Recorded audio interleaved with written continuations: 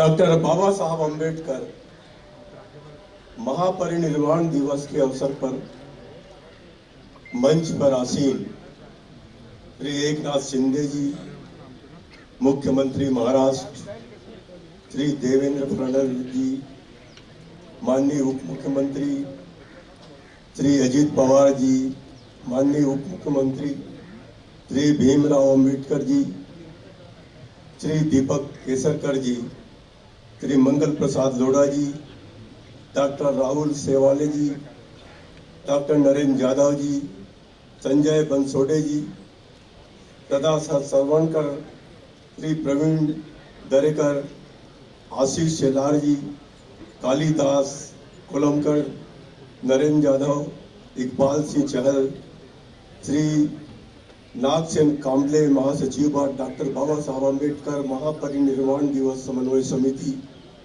भाइयों और बहनों, आज हम यहाँ भारतीय संविधान के निर्माता आदरणीय भारत रत्न डॉक्टर बाबा साहब अम्बेडकर को उनके 67वें महापरिनिर्वाण दिवस के अवसर पर श्रद्धांजलि अर्पित करने के लिए एकत्रित हुए हैं। आज हजारों और लाखों की तादाद में डॉक्टर भीमराव साहब बाबा साहब अम्बेडकर जी के अनुयायी देश के तथा राज्य के विभिन्न जिलों से चैत्य भूमि पर अभिवादन करने आए हैं। फिर भी सभी लोग एक सेल्फ डिसिप्लिन फॉलो कर रहे हैं। सबसे पहले मैं सभी अनुयायियों को धन्यवाद देता हूं, उनकी प्रशंसा करता हूं। प्रदेश सरकार तथा बीएमसी ने भी यहाँ सभी अनुयायियों के लिए अच्छी व्यवस्था की है। मैं महाराष्ट्र शासन तथा बृहन्मुंबई महानगर पालिका पुलिस तथा सभी आयोजकों को उत्कृष्ट व्यवस्था के लिए बधाई देता हूँ। देवियों और सज्जनों, भारत के सभी लोग डॉक्टर अम्बेडकर जी को भारतीय संविधान निर्माता के रूप में जानते हैं। इस देश के करोड़ों गरीब शोषित लोग डॉक्टर अम्बेडकर को अपने मसीहा और मुक्तिदाता के रूप में देखते हैं। डॉक्टर बाबा साहब अम्बेडकर हमारे स्वतंत्रता संग्राम के एक उत्कृष्ट नायक और हमारे समाज के दलित और पिछड़े वर्गों के अधिकारियों के लिए एक कट्टर योद्धा थे। वह एक विद्वान, पत्रकार, शिक्षाविद, कानूनी विद्वान, समाज सुधारक और राजनीतिक नेता थे।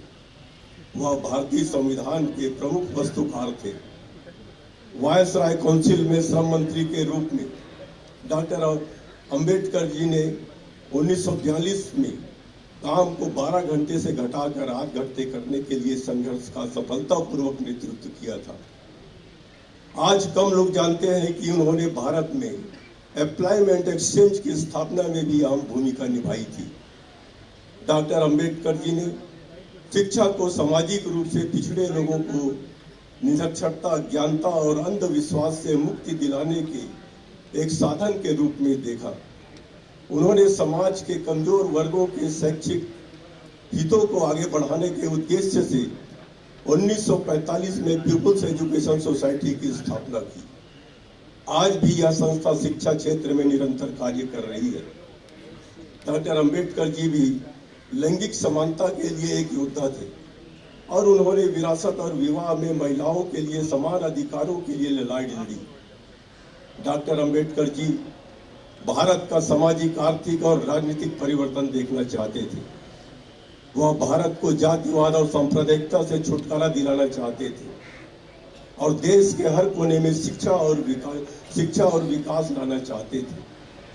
आज मुख्यमंत्री जी तथा उप मुख्यमंत्री जी ने बताया कि इंदू मिल कंपाउंड के स्थान पर डॉक्टर अम्बेडकर का भव्य स्मारक निर्माण हो रहा है। पूरे देश के लिए, सभी छात्र छात्राएं और युवाओं के लिए यह स्मारक प्रेरणा स्तर सिद्ध होगा, ऐसा मुझे विश्वास है। यह स्मारक हमें समानता, न्याय और गरिमा के सिद्धांतों पर आधारित जाति विहीन समाज के निर्माण के लिए प्रयास करने के लिए प्रोत्साहित करता रहेगा। मैं स्वर्गीय डॉक्टर अम्बेडकर जी की 67वें महापरिनिर्वाण दिन के अवसर पर उनकी स्मृति को भावभीनी श्रद्धांजलि अर्पण करता हूँ। वैसे दुनिया में करोड़ों लोग रोज पैदा होते हैं, करोड़ों लोग इस दुनिया से चले जाते हैं, लेकिन लोग उसी को याद करते हैं जो समाज के लिए, देश के लिए कुछ कर जाए। आज हम महामानव डॉक्टर अंबेडकर जी को हम इसीलिए याद कर रहे हैं कि उन्होंने गरीब शोषित समाज के लिए और देश के लिए उन्होंने जो किया, शरीर तो भस्म हो जाती है लेकिन नाम अमर हो जाता है। आज हम उसी महामानव को याद करते हुए मैं विनम्र श्रद्धांजलि अर्पित करता हूँ। जय हिंद, जय महाराष्ट्र, जय भीम।